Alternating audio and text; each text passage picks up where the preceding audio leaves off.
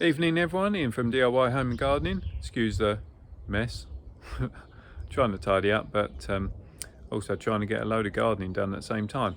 Which brings me to a little project that I started last year, which hopefully a few of you have seen the videos on, which was me creating some more Fuchsia standards. And when I say standards, I mean actual standards as opposed to the patio standard that I did the year before. So if I turn the camera around and then I'll show you what I mean, what I've done. Right, so let's start with this one. So this was my little project for 2020, which was my patio standard Fuchsia. So it's beacon, and as you can see, it's popping out nicely into flower.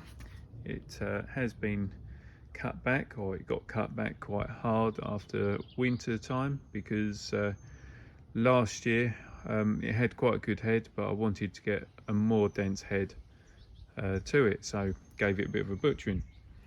Then I've got these ones, which were in these 3-litre pots, and indeed I can show you the other ones behind the fallen over sunflowers. So I've got that one, which was kind of it's a bit of an experiment. So is my number 3. That's my bush, or it was another one, but I cut it down. Again, experimenting, bit of cutting material. So you can see they're in 3-litre pots, and literally potted them up yesterday evening into, well, essentially almost my new favourite mix, I think. So it's for going into these containers. They have been drilled through the base, so you've got good drainage to the base, and into these little terracotta pots, or plastic terracotta pots. So if I just stand that next to them, you can see the difference between the patio standard, which has the height of about 18 inches to 2 foot of clear stem, versus a proper standard that has a 1 metre clear stem to it. So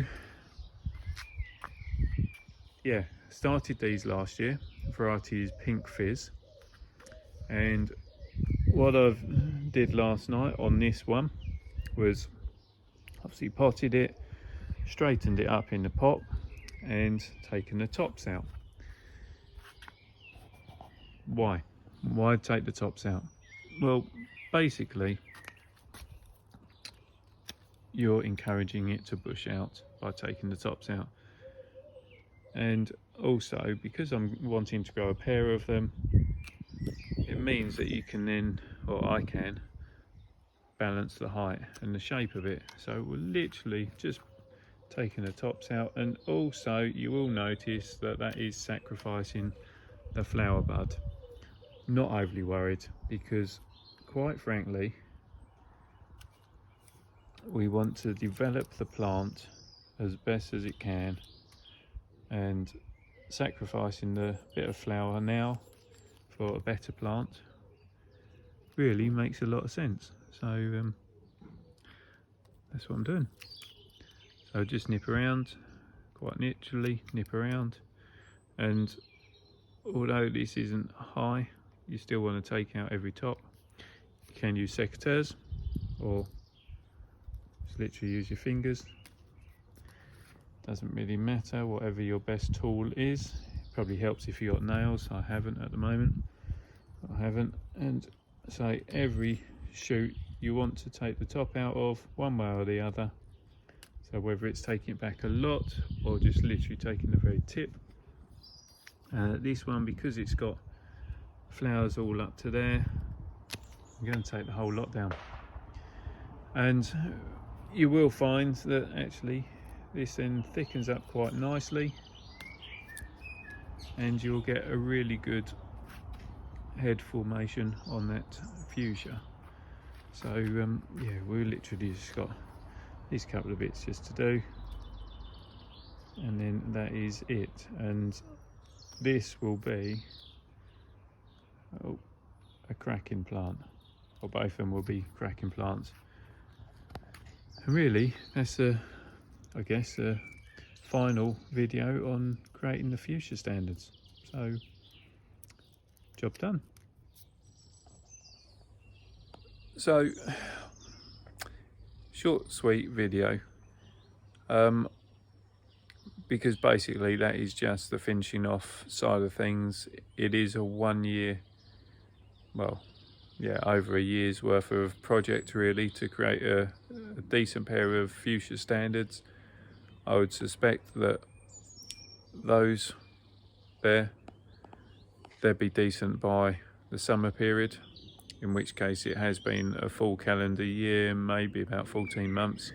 And then because I've chosen just to use hardy varieties, then just like this little boy, Beacon, it'll be perfectly happy to stay outside all the year round, and that includes winter. A lot of the ones you buy in the garden centres are fast growing varieties that are just annual type of fuchsias, so they're not winter hardy, they always need protection.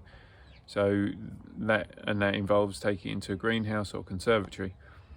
It's, like I say again, perennial type, much tougher, going to make you a better plant, slower growing though, take a little bit more work.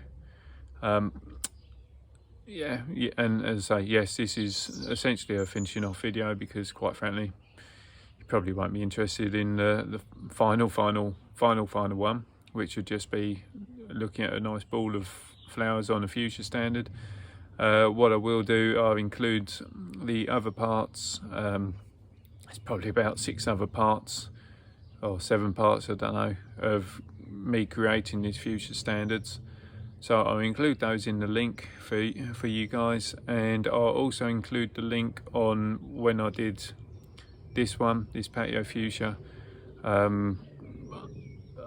Probably a lot of you have seen it already. If you're into creating fuchsias, you've probably already seen the link or seen the video before. A lot more basic because quite frankly it was my first year doing YouTube. Didn't really know, I suppose, how to break stuff down, how to make things quite so simple and concise, informative.